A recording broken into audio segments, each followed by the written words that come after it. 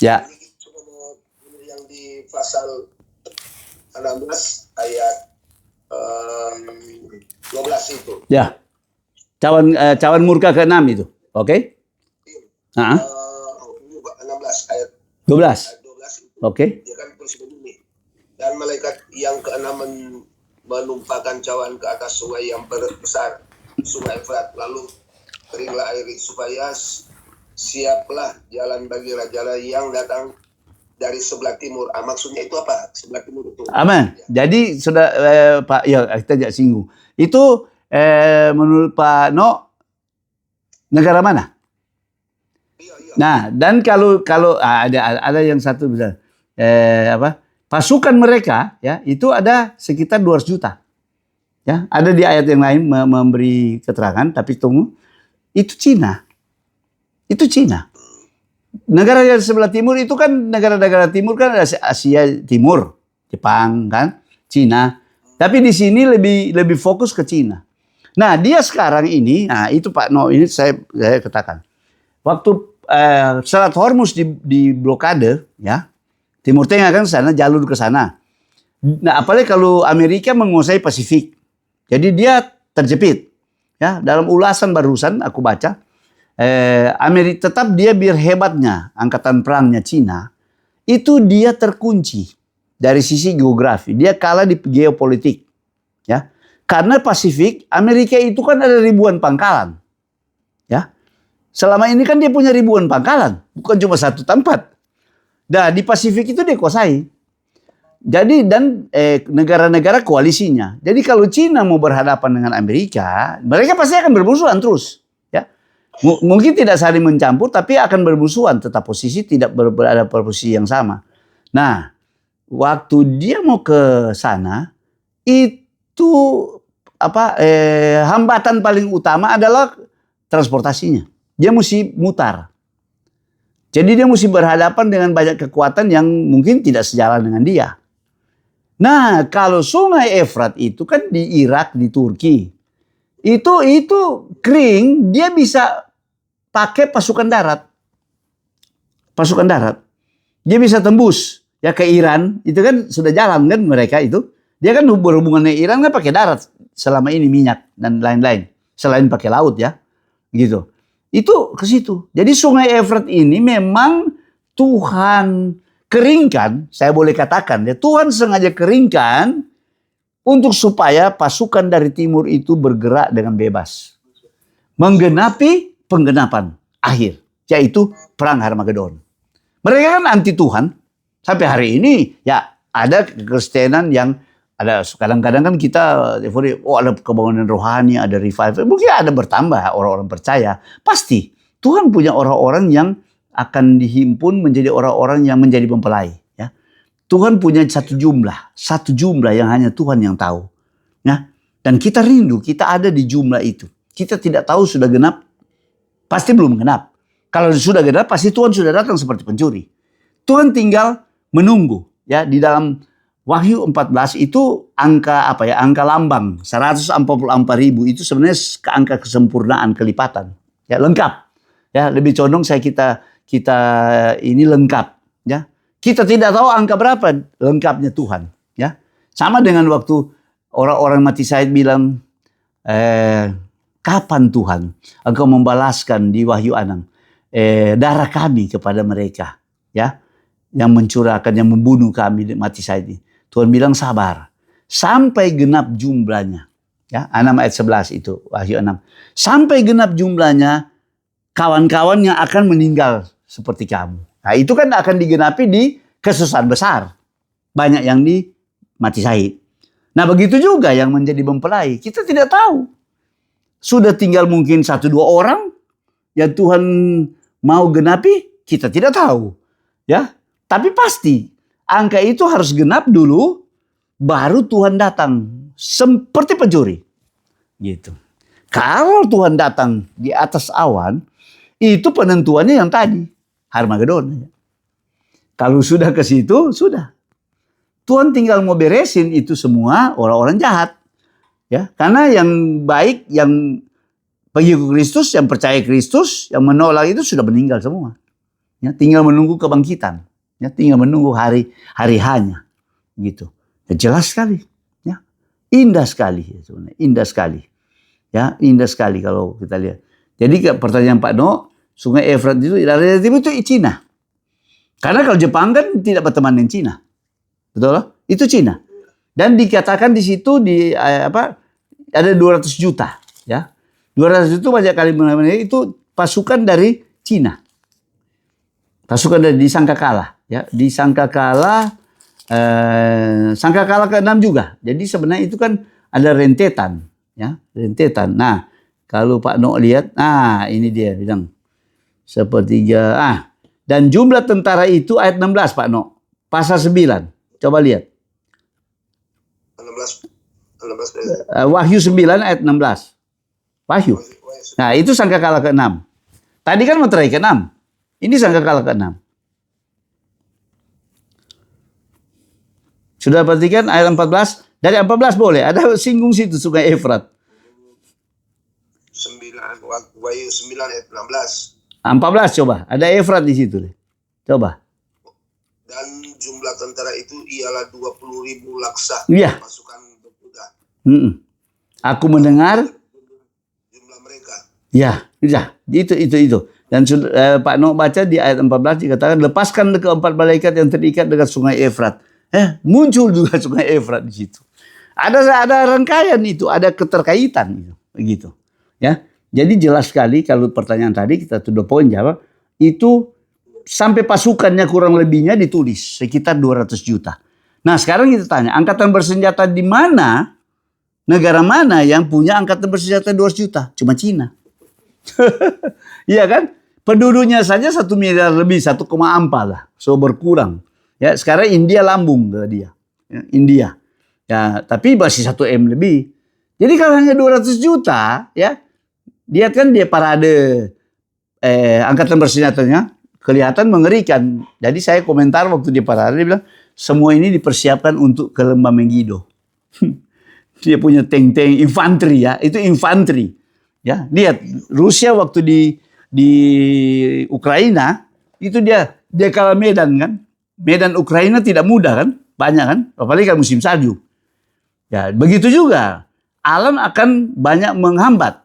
Nah, Tuhan memperlancar untuk apa? Menggenapi firman-Nya. Hebat, sampai Sungai Efrat Tuhan keringkan. Siapa yang mau keringkan itu? Tuhan.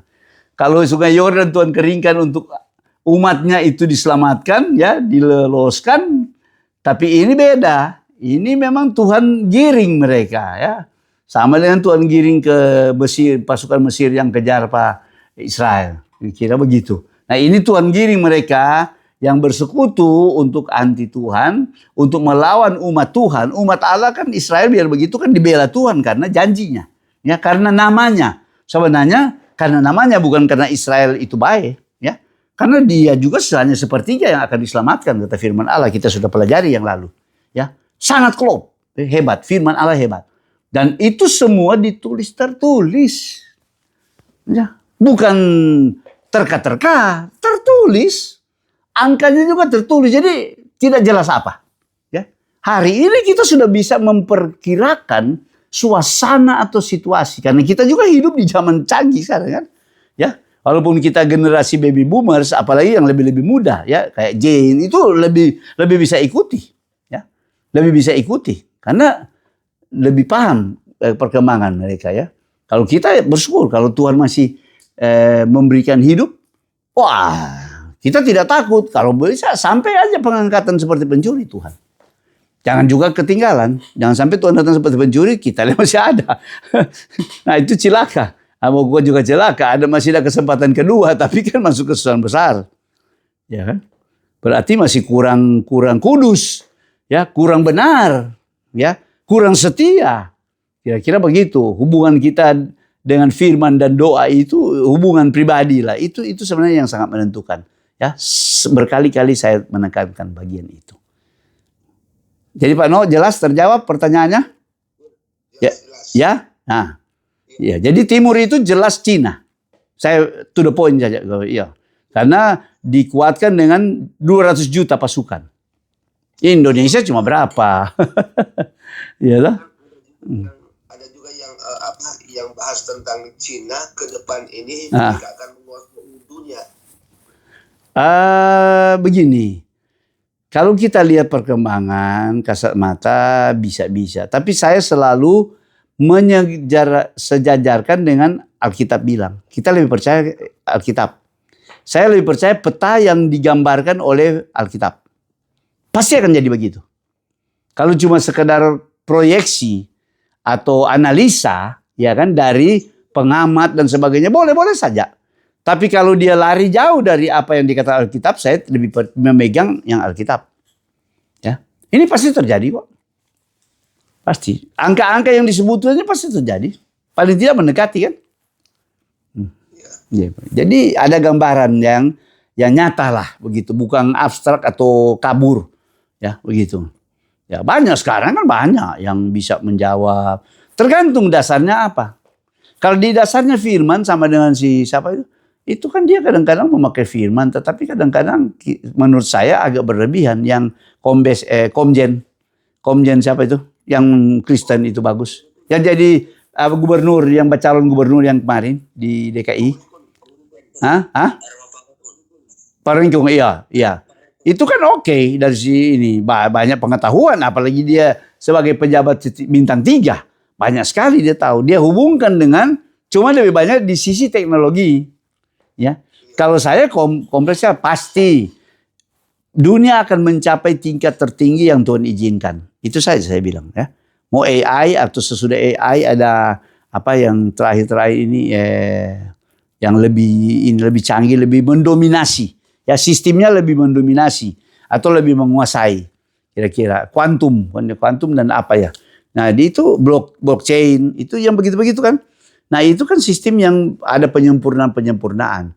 Tujuannya apa? Kita sudah tahu bahwa muaranya itu akan dipakai antikristus untuk mengontrol kehidupan manusia di dunia. Itu kesimpulannya. Kita sudah tahu muaranya. Tujuannya kemana? Kan begitu. Ya, tidak untuk yang lain. Jadi kecanggihan apapun. Tapi kalau ada yang kadang-kadang sekarang dia udah terlalu orang Manado bilang tak laju dong.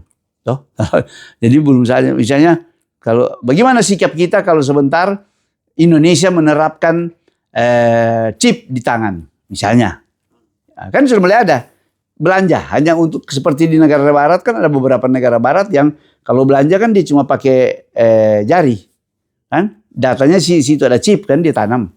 Nah, kira-kira kalau Indonesia kalau sekarang kita masih pakai QR kan, QR code, kira-kira itu sistem itu kan akan bermetamorfosis ya menjadi sistem yang paling praktis dipakai oleh antikris yang celah untuk lolos itu lebih minim pasti diatur. Mereka bangun sistem itulah. Itu sistem Babel yang terakhir ya yang akan menuju tidak lama hancur. Itu dia bilang yang kita bahas 1 jam lamanya. 1 jam saja. Ya, kalau semua sistem sudah bersatu begitu, waktu ada error ya kita bicara aja istilah yang lebih ringan error itu langsung apa ya? Langsung kacau ya. Langsung kacau. Kita saja kalau HP kita yang sudah lebih maju lah katakanlah sekarang ya. Sinyal apa semua BTS. Kalau ada gempa bumi hilang sinyal. Ya ada goncangan. Goncangan begitu. Oh bingung. Oh enggak ada sinyal kita ini. Baru begitu. Nah kalau ada goncangan lebih hebat ya. Di bidang teknologi ada errornya ya kira-kira ya. Ada sabotase ya. Peristiwa perang di Iran itu kan membuka mata kita, ada banyak bahaya, ada banyak ancaman dengan cara-cara yang tidak duga ya. Mereka Iran bilang kita putusin itu kabel-kabel optik, fiber optik di laut. Karena internet kita itu bukan di angkasa, di laut. Ya, banyak orang pikir di angkasa, di laut. Satelit ada fungsi yang berbeda, tapi yang internet kita itu fiber optiknya di laut. Ya, yang satelit Palapa apa semua itu kan mereka nyambung dengan fiber optik. Ya, itu berjalan di laut. Jadi mereka gunting aja sabotase, taruh bom atau apa. Ya itu udah selesai. Kacau. Jadi mudah sekali. Jadi kalau bilang 1 jam saja dia punah, itu sangat masuk akal sekarang. Kalau orang-orang zaman dulu mungkin dia berpikir, hanya masuk akal, ini mungkin simbolis. Ya, jangan terlalu mudah mengatakan simbolis karena dianggap mustahil. Oh, itu kayaknya susah, mustahil. Belum tentu, ya. Belum tentu. Kalau zaman sekarang kan sepertinya tidak ada yang tidak mungkin. Hampir semua menjadi mungkin. Itu kata dari Alkitab juga, saudara. Ya, Alkitab. Jadi kita tidak perlu heran. Kejadian pasal 11, ya, waktu Nimrod, coba saya baca, saya ingatkan kepada saudara. Jadi jangan pikir hebat, Alkitab dari kitab Kejadian punya aja dia sudah lihat sampai ke akhir, ya. Itu hebatnya firman. Kejadian 11, ya, waktu menara Babel. Sudah lihat kan? Waktu menara Babel, ayat yang ke-6. Mereka kan mau bangun menara sampai ke langit, ya, untuk supaya terkenal dan sebagainya. Ayat 6 dia bilang begini, dan ia berfirman, mereka ini satu bangsa dengan satu bahasa untuk semuanya. Ini barulah permulaan usaha mereka. Nah, ini zaman apa tuh bilang, bukan kuno atau purba. Ya, waktu masih Wahyu 11, Abraham belum ada di sini. Abraham nanti muncul di 12. Udah perhatikan. Mulai dari sekarang, dia kata, mulai dari sekarang berarti progresif. Ya, progresif yang berjalan sampai di zaman kita. Ya. Mulai dari sekarang, apapun juga yang mereka rencanakan, tidak ada yang tidak akan dapat terlaksana. Hebat kan? Ayat ini ayat kunci. Ya, bayangkan itu. Masih zaman kuno purba. Ya. Nuh, keturunan ke-10. Mungkin Nimrod itu baru belasan. Ya, Abraham nanti 12 muncul. Sudah ada teknologi, walaupun teknologi zaman itu, ya, mereka membuat menara, ya. Mungkin sudah berapa tingkat, berapa lantai dia bangun itu baru Tuhan kacaukan, kira-kira. Nah, hebat kan? Nah, mulai saat itu Tuhan buat itu sebenarnya, memberi satu pandangan ke depan. Mereka akan melakukan yang lebih hebat tentunya. Daniel melengkapi akhir zaman, nah dia udah bilang periodenya. Pengetahuan akan bertambah, betul kan? Orang akan ke sana kemari. Hari ini orang berwisata, traveling, ya kan? Itu sudah dinubuatkan ribuan tahun yang lalu, ya. Hebat. Firman itu hebat. Nah, kalau bicara teknologi, hebat apapun, kita tidak kaget akan terlaksana. Tetapi kejahatannya dan kerusakannya dan juga akan dihakimi Tuhan itu belum dihakimi. Masih antar manusia. Masih karena kejahatan manusia aja sudah ada ketakutan akan nuklir. Bukan Tuhan. Belum Tuhan hukuman. Itu sebabnya saya berkali-kali katakan, kesusahan itu kenapa dikatakan sangat besar, ngeri. Karena semua kejahatan manusia mencapai puncak di situ, ditambah penghakiman Allah dan ditambah kegeraman setan. Waduh, 3 sudah, 3. Jadi kedurhakaan manusia, kegeraman setan, dan penghukuman Allah. Nah, yang paling hebat penghukuman Allah itu yang diakhiri dengan cawan murka. Sudah lihat kan, ngeri kan? Mana setan boleh menguburkan orang pakai burung bangkai? Jutaan itu yang mati. Ya, dia isap darah juga banyak, yang 200 mil. Dibilang hebat itu. Kalau bukan Tuhan yang Maha Kuasa, yang Maha Tahu, mana Alkitab bisa tulis seperti itu? Ini ilhaman benar-benar dari Allah sendiri. Yesus sendiri yang sebagai hakim dan panglima. Itu sebabnya tampilan tadi di Wahyu 19, dia sebagai pemenang. Panglima yang memenangkan perang. Oke? Sudah cukup panjang lebar bicara juga ini. Jadi cukup, ya. Mulai dari jawaban Cina itu. Tapi bagus pertanyaan itu. Kita justru dapat kembangkan. Ya. Yang dari Wahyu 14 ayat 20. Iya. Jauh 200 mil. Iya, itu dia. Itu gambaran hukuman Tuhan waktu itu. Itu kalau mau bilang peristiwa itu dia nubuatkan untuk Harmagedon itu. Tidak ada peristiwa yang lebih besar dari itu. Ya kan? 200 juta pasukan. Itu kalau mungkin baru Cina, belum yang lain. Kan seluruh dunia tampil situ. Ya. Mungkin dia lebih dulu masuk di 3839, tapi kalau Cina lebih banyak kan yang 3839 YSK itu dari Rusia. Cina tidak mau masuk dulu di situ. Seperti sekarang ini, Cina kan menahan diri. Tapi waktu itu dia benar-benar mau musuh Israel. Hari ini bahasanya bahasa permusuhan dengan Israel, Cina itu. Bukan berkawan. Ya, bisa dibilang. Jadi semua kayaknya sudah pada, kalau puzzle sudah pada tempat masing-masing. Tinggal menunggu hari H, settingan atau sutradara agung kita mengatur. Ya kan, masuk satu-satu. Ya kira. Puji Tuhan ya. Tuhan berkati kita semua yang ada di grup ini supaya kita benar-benar membuktikan ini ya. Kita sama-sama akan melihat dan kita akan dikuatkan ya. Beda dengan orang yang tidak mengerti, percayalah beda. Ya. Saya mengalami dalam diri saya. Kita tidak takut apapun karena terang benderang, jelas. Ya. Kita rindu Tuhan lebih mempertajam lagi. Ada pewahyuan segar yang, karena kita hari ini sebenarnya lebih mudah karena kita melihat penggenapan-penggenapannya terjadi secara fakta. Gitu. Beda dengan mereka yang beberapa puluh tahun yang lalu kan mereka masih analisa, tafsirkan. Jadi ada yang tidak tepat, walaupun mereka tidak bermaksud jahat, ya. Tidak mau menyesatkan. Cuma ada yang terlalu lari begitu. Kalau dia terapkan di masa lalu, sedangkan ini semua boleh dibilang masa depan penggenapannya kebanyakan ya. Gitu. Puji. Oke, ada lagi pernyataan atau pertanyaan?